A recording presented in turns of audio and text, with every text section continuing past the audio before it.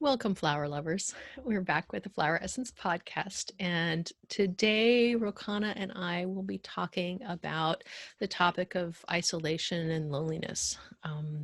We are in California, and once again, we are looking at the prospect of being under a shelter in place or even stronger shelter in place order as we navigate our way through the pandemic. And it's been a long year. And so many of us have been separate from our friends and family and communities, and it's not ending anytime soon. And I know that I've been having a lot of conversations with clients this last month about how hard it is, how, it's just grinding on and on and on. And as we go into the season, which normally we're countering this quality of darkness with looking forward to the holidays and looking forward to, parties. If some of us enjoy parties, not all of us love parties, but at least there's a certain amount of gatherings that we're used to. And we miss that family connection. We miss that friend connection. And it's been a long time and it's going to continue. So we thought it'd be really appropriate to bring some flower essences into this topic of how do we find connection even when we can't meet in person?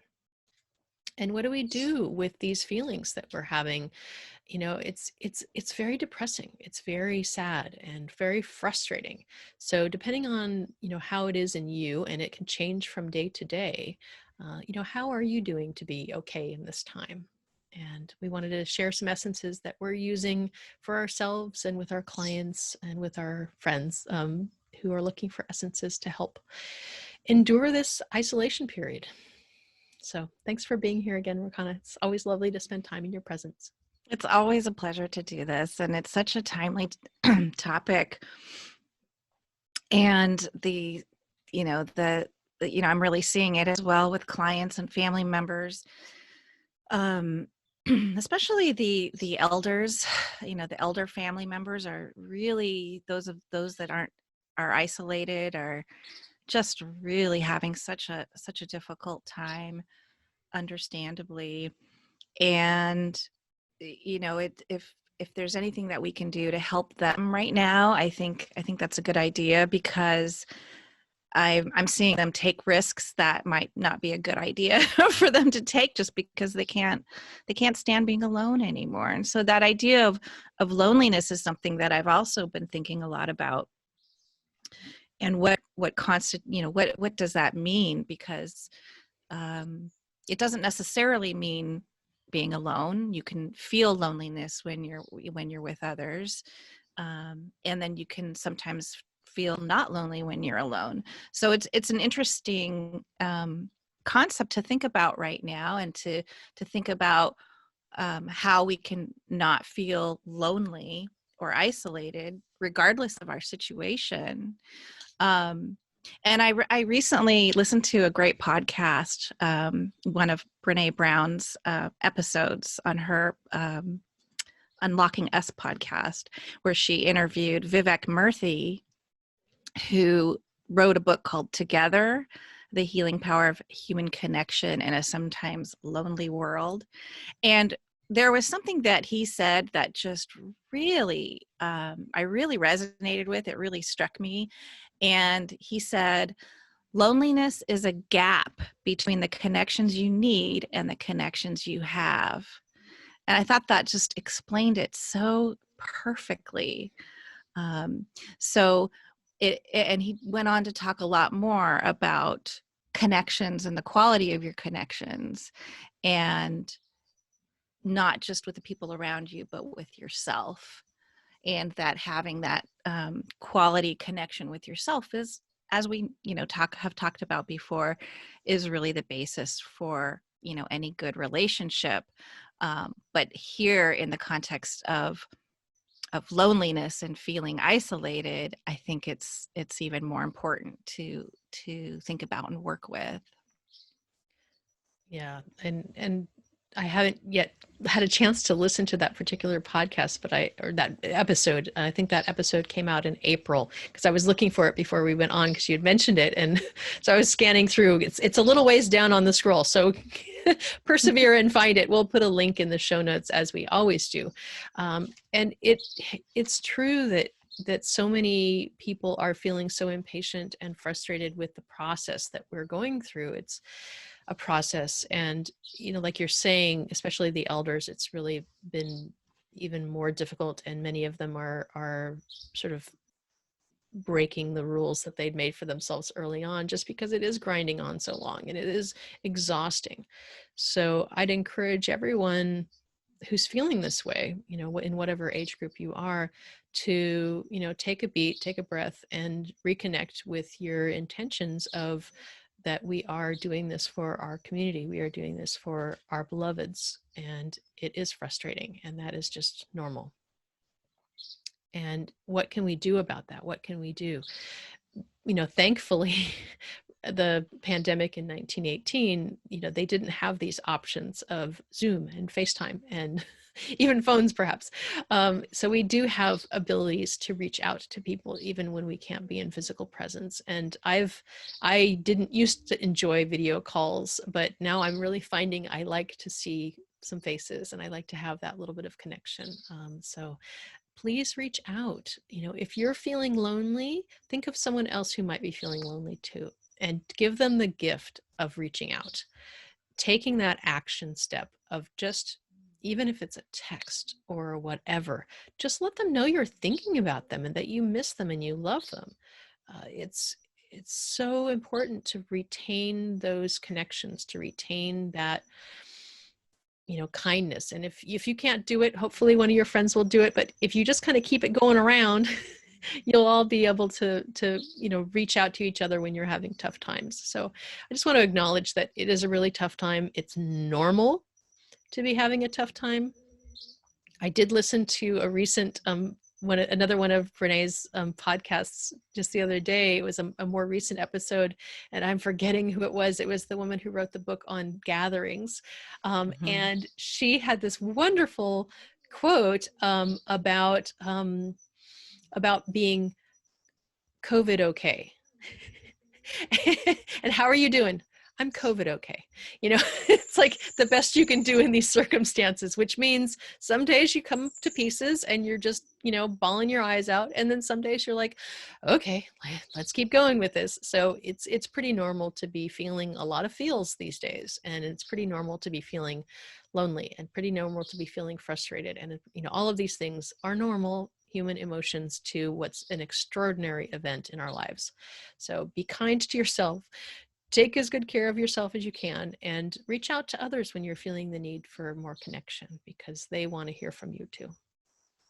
Yeah. And although I agree with, really Zoom can be such a useful, or FaceTime or what have you, can be such a useful tool right now. It's really the time to embrace it if you haven't, because it is a way to have that connection that is so much, it's the next best thing to being together, that social media just doesn't, it's not the same. And the other thing I was thinking would be, when I grew up, we didn't have anything like this, obviously.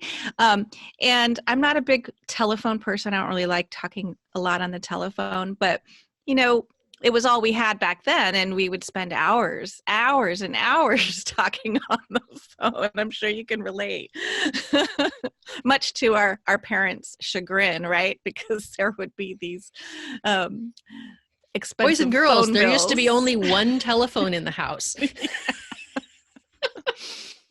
Yeah. when dinosaurs roamed the earth. I think our equivalent to the internet would have been those party lines. Do you remember those? Yeah. Big but memories. My point is, though, that that might be something that in this unique time I would do more of. Maybe talk on the phone if somebody didn't want to go on Zoom, or even letter writing, the old ways that people used to connect. I think it might be kind of interesting to not discount the tried and true methods that humanity sort of had for a while, because it's like, however you can do it, and whatever way that is, I don't know, adds a little variety. Mm-hmm. So it's not all the same. You're not on Zoom calls all day long. I mean, that can get really old too.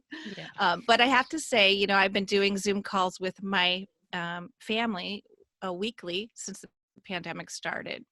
And at the very beginning, it was a challenge to get my mom on it and working her devices and all of that. And, she's a pro now. And I love that. And she loves it. She loves connecting to her kids. We're all, over the Bay Area, and it's a really nice thing for her. And there's weeks where I don't feel like doing it, but when we do it, it's just so much.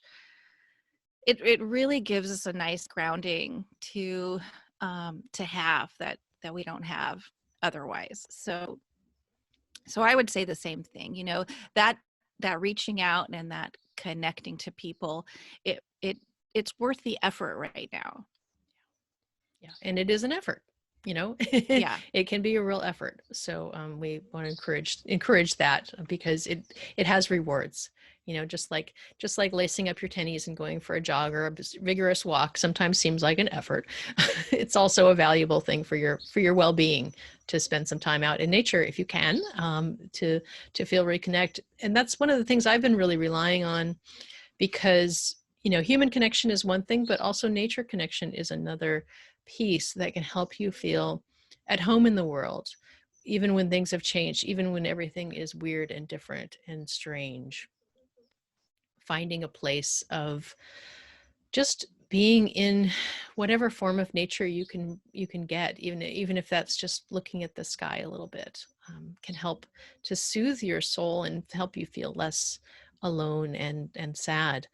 The essence that's been like the poster child essence for this year is the Single Delight from the Alaskan Essences, because it has this quality of helping ease that pain of separation, that pain of feeling alone and separate and disconnected.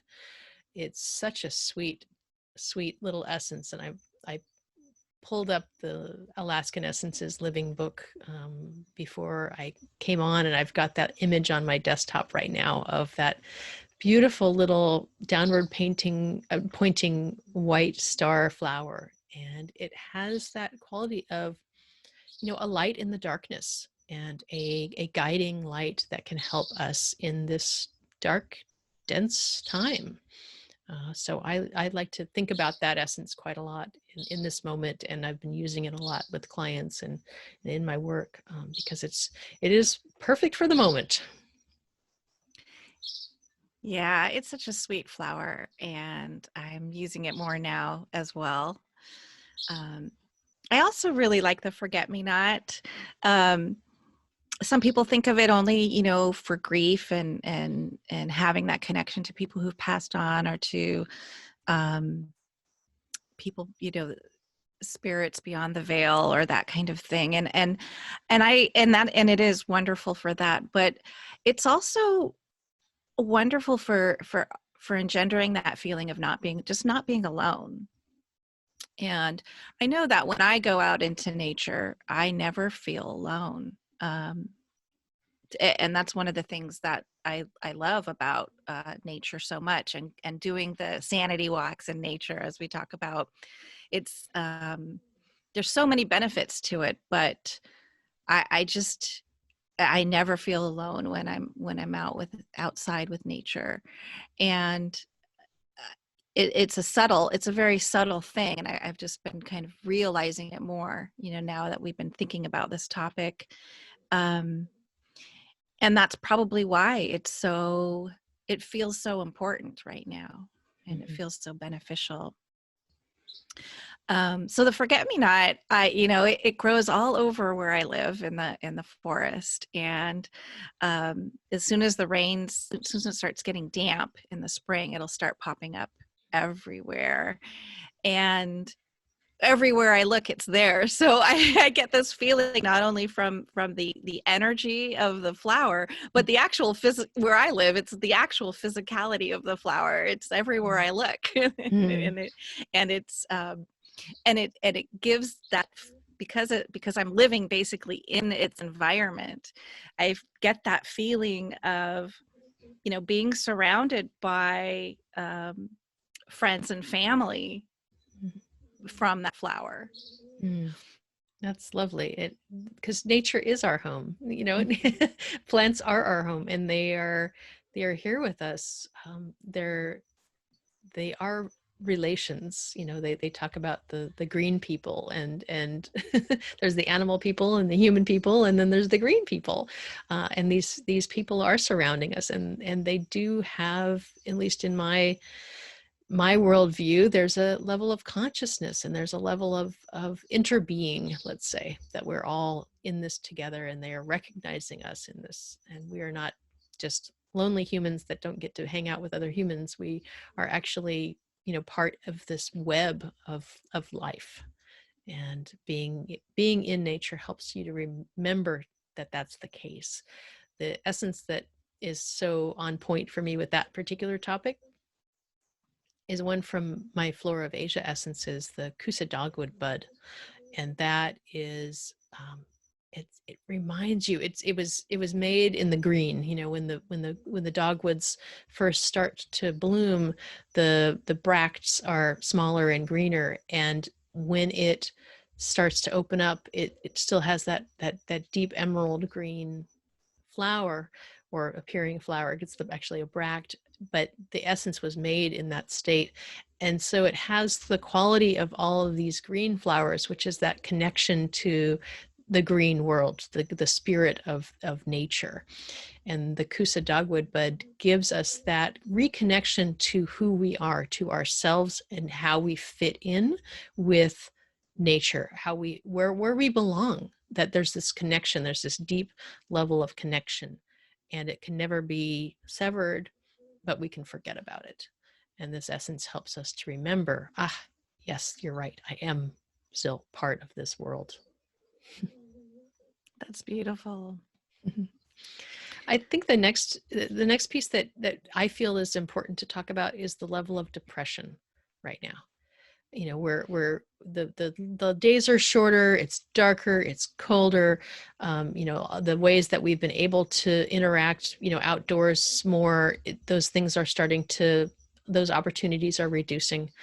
And a lot of us are feeling really depressed as we go into this season. And, whatever your relationship is to that particular mental, emotional state, whether that's, something that you've endured a lot of through your life or not, it is part of the experience right now. And I think essences are appropriate to look at. And I think, we were talking about mustard a little bit, and mustard is one that you've worked with a lot. And, you see that one as being really appropriate in this moment? I do. I think there's a couple aspects of it that work really well. It is for loneliness and isolation, but more when there's depression and withdrawal, um, for whatever reason, and that's definitely what you're talking about, what we're going through. But there's also a piece to me that has to do with faith and perseverance, and um, it just to me helps have faith that things are going to get better. It's just such a bright yellow. It pops up in the fields. I've made an essence from one wild mustard that was growing in an unused cow field, um, and the way it comes up in the spring and sort of pokes above the other grasses that are coming up, the timing of it, the way that it's like this beacon of light, that's saying, things are there, there is hope, there's light in the darkness, and things are going to, warm up and grow and get better. And also I like to think about what a strong spice that is. It's warming, it's carminative, it's just very strongly flavored, and it has this, tenacity that kind of helps pull your hand. I just get this visual of it's the energy of it kind of helping pull my hand and pull me kind of up from, the depths of wherever I am. Right. That it's all part of its signature, how it's used as culinary or as medicinal, or and also that color. I have more of a relationship with these huge fields that emerge in the spring. And so that quality of spring hopefulness, when things tend to be sort of gloomy and gray and and then coming across a field of mustard in bloom is like boom, you get hit with that really hopeful golden energy that gives you the feeling like, okay, well, it may kind of suck right now, but here we go. Here's something different. Here's a different mood for you to pull through. So I love what you're saying about the culinary aspects, or the sort of the energetics of mustard. I hadn't really thought about that aspect before. Yeah, and I like to think about just sort of one of my little half-baked theories, I guess you could say, is the essence is made from herbs and spices. There's just a certain quality, just like the essence is made from wild versus cultivated. There's all these different energetic forces with these kinds of plants. And the plants that we've been using medicinally and culinary for eons, that we've sort of really evolved with, I feel like they have such a power, because it's like they've made this commitment to help us. Mm-hmm. Well, there's a partnership, right? There's a partnership that's emerged over bazillions of years. And we've made a commitment to cultivate them, or, or what have you. So there's something to that, and there's something to that partnership. And so I feel like there's a real helpfulness with the essences that are made from plants like that. Yeah, totally. Very, very interesting. Yeah, I think that's pretty cool. The difference to me between mustard and one of the other plants that I think of for this depression is the sweet chestnut. And the mustard, the differentiation for me of how I use one versus the other, and maybe both are indicated in this moment. The mustard tends to be for that depression that sort of has a sudden onset. Just sort of like comes on you, and you just can't pull yourself off the sofa, or you just can't even, and it has this sort of density that just sort of keeps you down. And the sweet chestnut, another one of the Bach essences, has more of a quality of sort of you're at your end of your rope.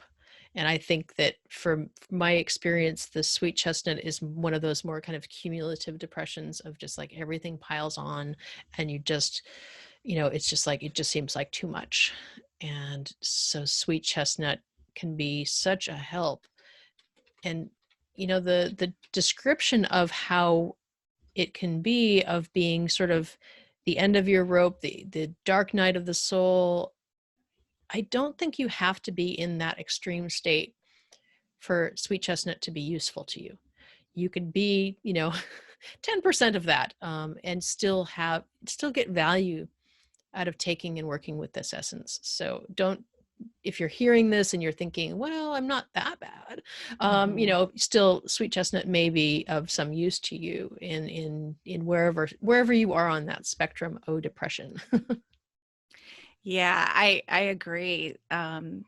We hear this term dark night of the soul, and it sounds so so intense, and it certainly can be. And I mean, I've definitely experienced quite many of those, but it's a spectrum. It's not a pitch black night of the soul. It could be a gray night of the soul. And it's all about this existential crisis, right? That's this existential depression. And how perfect is that for right now? Because we're all questioning everything that we hear, everything that we have believed in, and we don't know what's going to happen. Yeah. As it's an experience that every human is going through right now. Everybody on this planet is going through. And I think you're exactly right in that connection to this shared communal experience of, what is real, what isn't real. We're dealing with something that's invisible. It's changed our lives dramatically, and it's invisible. And not everybody is on board with one way of thinking about it or another. And it has been, rocking my foundations of, what I believe in, and who I used to trust and listen to and believe. And all of these things are shifting. It's been a really difficult time. And I think we both have had these experiences of just like, what is going on? It's a different time. It really is. Yeah. And reality is so subjective. It turns out. Seemingly. Who knew? But yes, it seems to be the case that there is a certain amount of discussion about what is the reality. So yeah, so the sweet chestnut is one that I use a lot and recommend a lot, even though that dark night of the soul thing sounds like it's much more dramatic than my life would would require. It still might be very useful for you as well. So the persevering of finding the way through, we talked about sort of the deepest pit of helping getting you out of with the mustard and the sweet chestnut. And now it's like, and how do we keep climbing? How do we keep going forward, one step, one foot in front of the next? And, I love to think about, oak in this circumstance. I know that we've talked about oak quite a bit, and I know that's one that you use a lot, Ro. What, how do you see oak as being part of our circumstance in this moment of just enduring? Well, oak is just the symbol of strength, and that is its signature for sure, for its essence. So the other qualities of oak are the amount, the sheer amount of life that it supports and in its ecosystem. And the interesting thing for oak right now is that's another thing that I'm surrounded by where I live, and they're losing the ones that lose their leaves are losing their leaves. So they teach us a lot about transition, and there's just so much about it. The leaves, are part of its cycle, and I've sit there and kind of watched the leaves fall, and it's really interesting these days because it's not necessarily when there's a big gust of wind do all these leaves come down. They all sort of, regardless of what's happening with wind, it's like big flurries of leaves dropping seem to happen at the same time. Do you notice that? Yeah, I see. Yeah. Yeah, and it's really weird because it's not necessarily like it was wind that necessarily pushed all those leaves to drop at the same time. It's like this collective agreement that happens. And when I kind of meditate and watch this, it's teaching us to let go of what's no longer needed. It's there's no sadness in it. There's no grief in it. There's no loss in it. They're ready to let go of these leaves, and they do it. And it's like watching rain or snow, because there's so many around where I live, and it's so beautiful in this time of year. So I'm forgetting my point, but Well, it's it's about such a acceptance. lovely thing. And it There's is. a Yes. yeah. Yes. Yeah, the acceptance of this moment of like, okay, that's going. Okay, that's going. And the loop that I would pick up with oak is reminding yourself to reach out for help. Oaks don't survive in a vacuum. They have tons of I'm forgetting what the botanical term is, but allies, you know, they grow in a society, in a community, and they don't do it all themselves. And the lesson of the oak essence is to remember to ask for help, remember to reach out for help. So, Mhm. you know, both that acceptance of what is, what's happening, and also to be reaching out in whatever ways you can. And I love Blackberry also, because bringing in one of the Rosaceae into this conversation, I think, is important. And Blackberry is also a plant that grows rampantly around both of us, and anywhere where it grows rampantly. But it has that quality of perseverance, of helping you, you know, dig down deep and keep your heart open and to keep moving forward. I really love the tenacity it helps with. It's just, you know, it will keep coming back. And I like to piggyback on that energy. But I wanted to say one more thing about the oak, that I just was thinking of, and I know we mentioned this in a previous episode, maybe last year around this time, because we were talking about deciduous trees and how I believe you said when they lose their leaves, you can see farther. And I really resonated with that, and liked that statement, because it's so true that it is a time when we are feeling this way that we can really look at things, and it's giving us an opportunity, I think, to look at those things, and Mm. maybe we'll see something that will help us. Yeah, you're right, that quality of perspective and, you know, clarity of this is what's happening, and I can see what's going to be happening in the future here, and being able to assess it without, you know, it's the forest for the trees scenario. Right. Yeah. Yeah. Interesting. Yeah. Interesting. Yeah. And I would love to talk a little bit about this quality of sharing space, because we've talked about being isolated. And yet many of us are sharing space with our loved ones in these close family units, in these oftentimes very close spaces. And, you know, how do we navigate this? Because we're looking at a long chunk of time ahead of us. We've been doing it for a long time, and now we've got even more time in front of us, of sharing space. We love these people, but we'd also sometimes need a break. Yeah. And so you know, what we're using to help navigate that tension of love them, would also like to have a break. So one of the essences that I've been thinking of is holly. That's one that you use also, but you know, Dr. Bach's holly, all about those frustrations in the heart, you know, whenever we just are vexed of whatever's happening right now. Holly helps us to open our heart to others, and help us open, you know, to recognize this part of the shared experience that we're all having, that we're all getting on each other's nerves a little bit or a lot. Um, it's all possible. And yet we still can hold on to the part like, oh yes, I really do love this person. I really do want to be around this person. And I like that harmony blend that's in your line, Mhm. Kathleen. Can you talk a little bit about what's in that? Yeah, of course. Harmony is such a good formula for this moment. It's one that I created as a mist, and also as a little acupoint roll on. And harmony has one of the essences in it, and they've all been chosen to help you with this topic of sharing space, because, you know, it's always a challenge to not step on each other's toes, and all of these dynamics that are happening. One of the essences that I would love to highlight out of it is the white Machelia.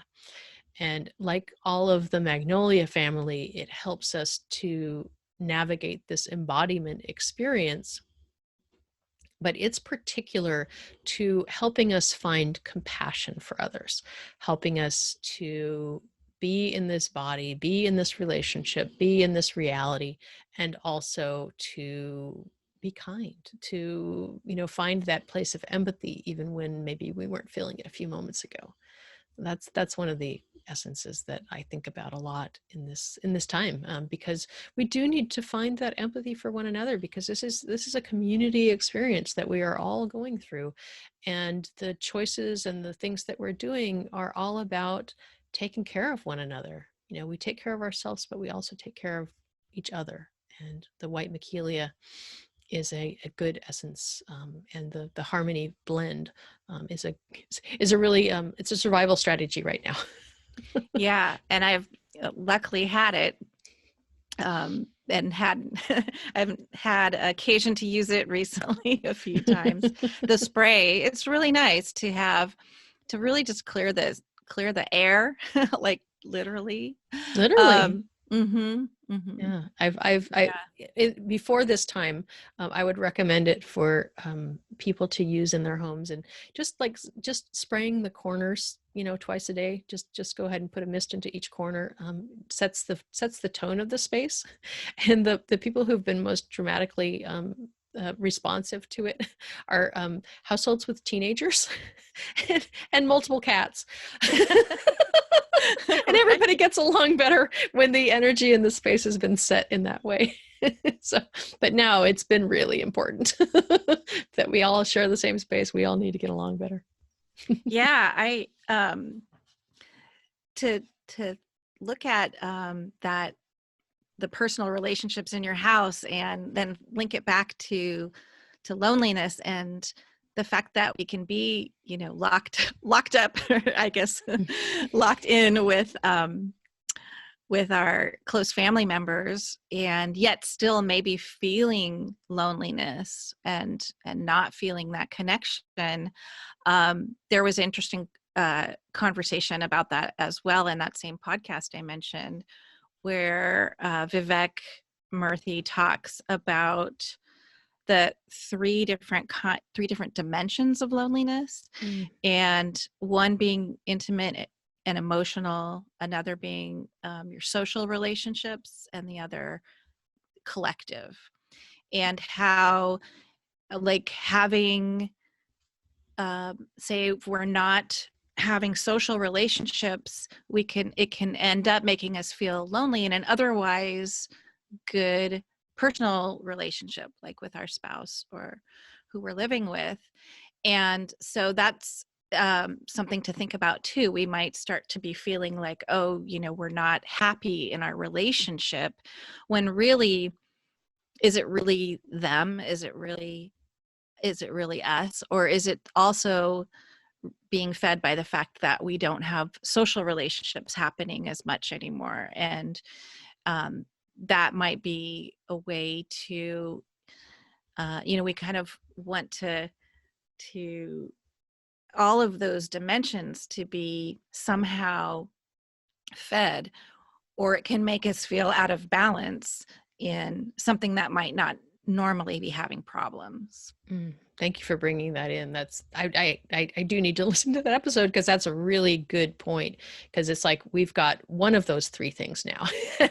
And in order for our lives to go normally and happily and feel connected and feel like we belong, we need all three of those things. And so, you're right that it is really coming up right now that the people that we're closest to are the ones we're having the most conflict with, and then it can just spiral, and maybe really the problem isn't there. Maybe the problem is just that we're all suffering the loss of those other sorts of connections that we as humans really need and rely on.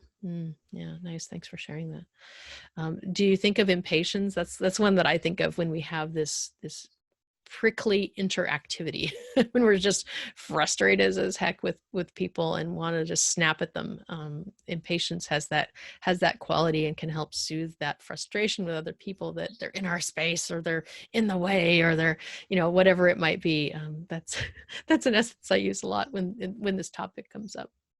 Yeah, and especially for people with a pitta tendency in the Ayurvedic category, because that's something that can, and I have that, so I can get impatient quickly with when somebody's not maybe doing things fast enough or the way I want, or they're, in the way, just not going the way that I want.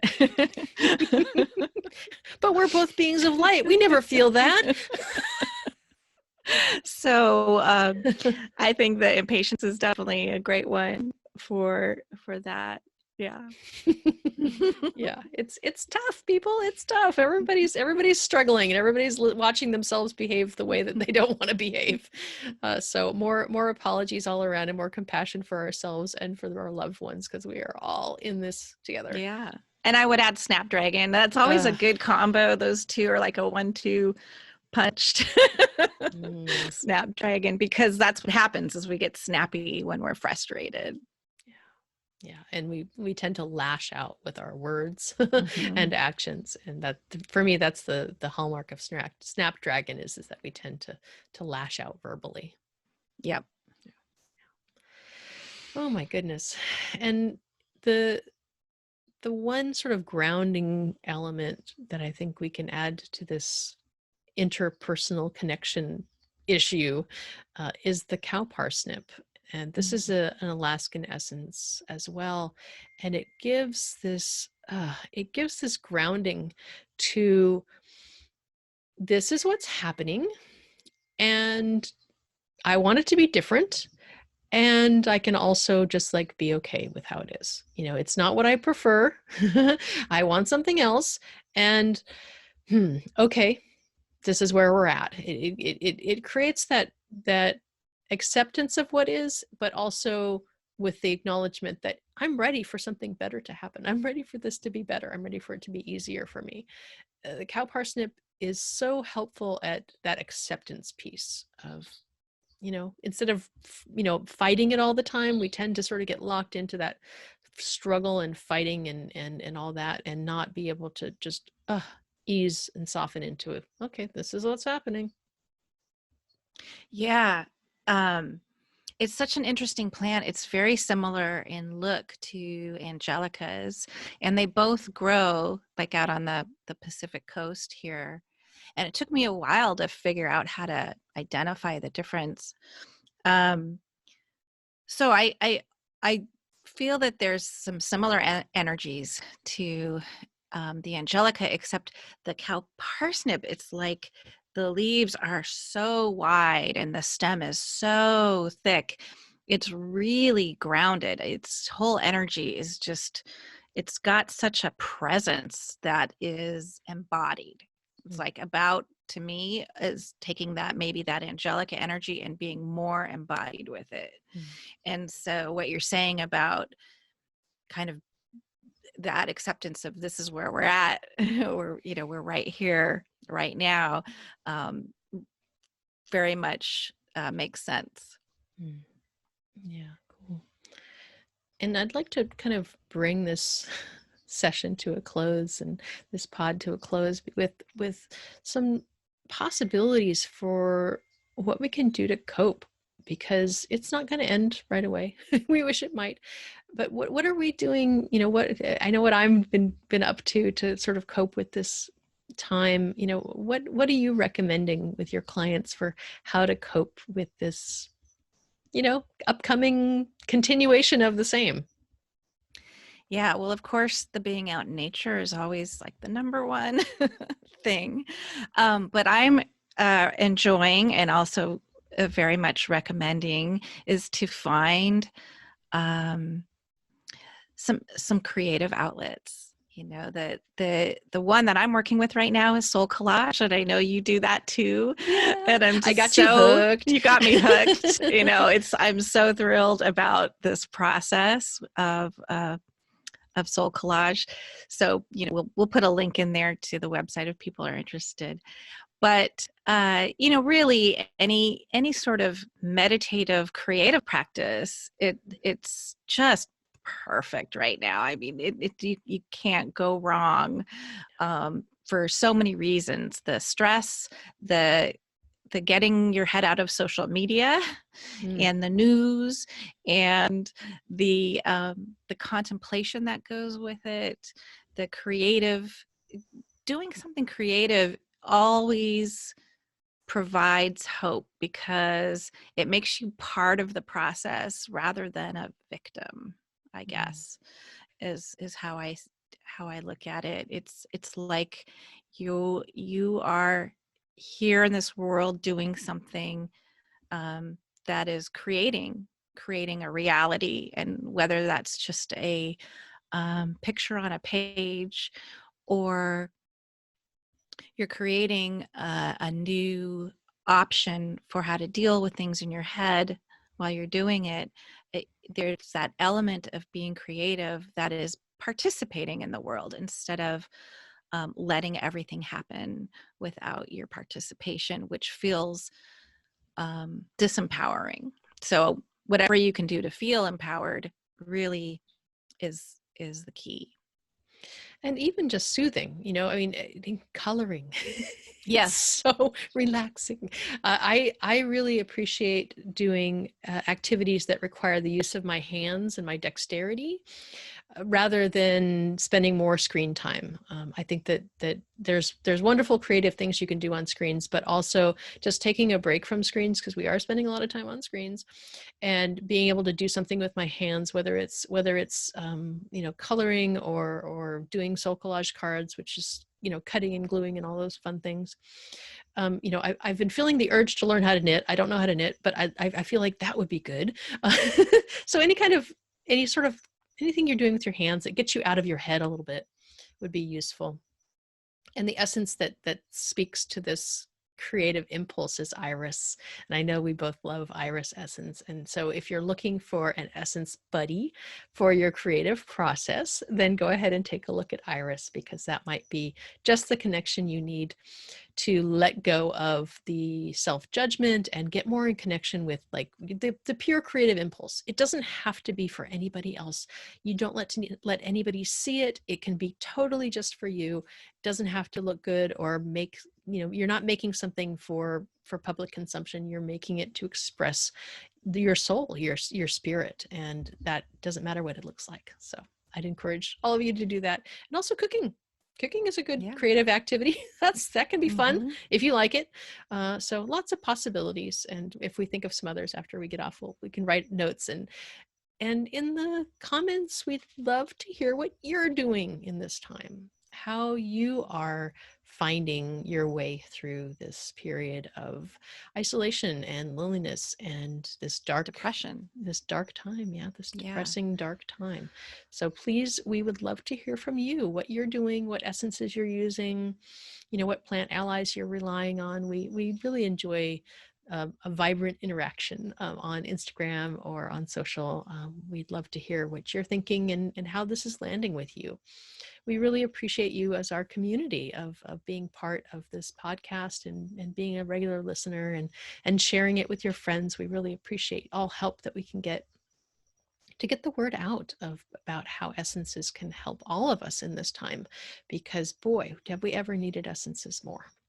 So And thank you I for would, listening. Yes, please do. yeah, just Dive in. add if you're really struggling to reach out, and we'll put links to the hotlines Mhm. and the support hotlines on the show notes, because it's really important to reach out to someone if you need to, and not struggle alone. This will be Yes. a dark winter for many people, and we want to all support each other as much as possible. Thanks. I'd forgotten that. And thank you for adding that. That's really, really important. So we'll be sure to put those links. Yeah. So hang in there. Hang in there, folks. We're sending lots of love and nature blessings and flower essences to you in this time. And thanks for being part of the community with us. And until next time. Until next time.